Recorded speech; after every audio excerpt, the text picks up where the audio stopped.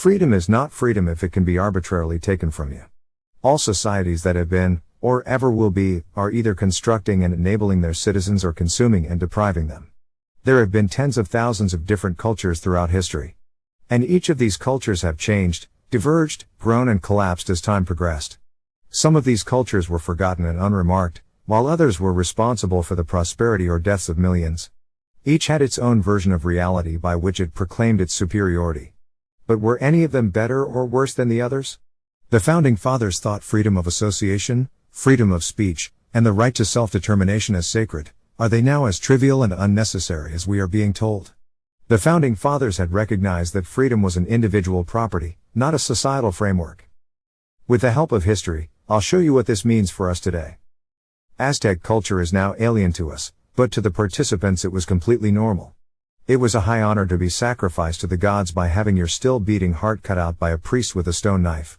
It was such a great honor that competitions were held, and the winner would be sacrificed. That seems insane now, but in the perceived reward structure of the time it was a rational decision.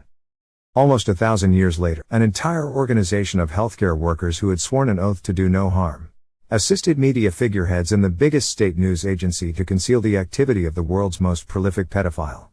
They did it because they did not want the reputational damage to affect their careers. By doing so, they consciously and actively enabled the pedophile to continue to harm more vulnerable children.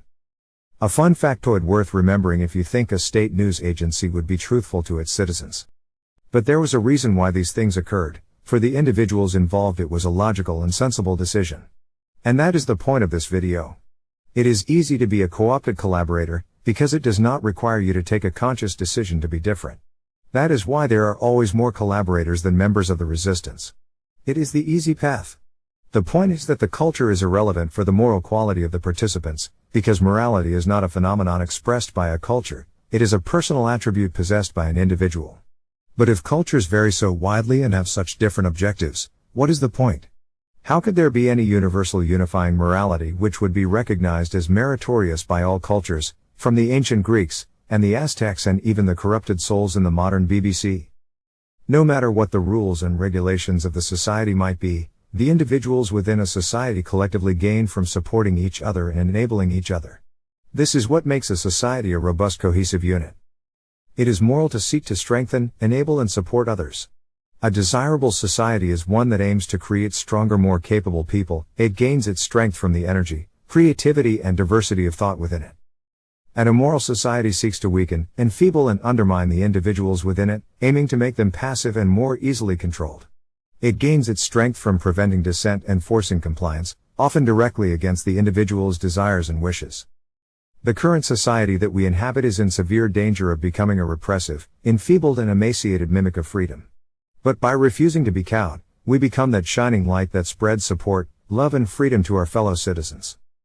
It is not within the power of our so-called leaders to dictate our freedom or the terms of our indenture. It is kept or lost by each and every one of us as we decide to either protect or surrender our freedoms. The choice is yours. Be kind to each other. FTS.